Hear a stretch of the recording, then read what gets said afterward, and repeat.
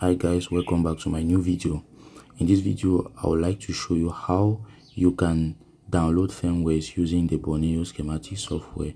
So at the top right, click on the icon that looks like a file manager, and it's going to bring you here to this page, and you can see many phone brands like Huawei, Alcatel. We are going to take Huawei as an example, and under Huawei you have many models. Majority of the Huawei models, you can find them here. We are going to take Nova 3i as an example. Let me click on Nova 3i, and here it brings us to this page. Click on view details, and here it's going to take you to the next page.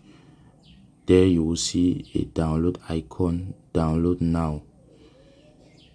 You just have to click on that download icon to download it.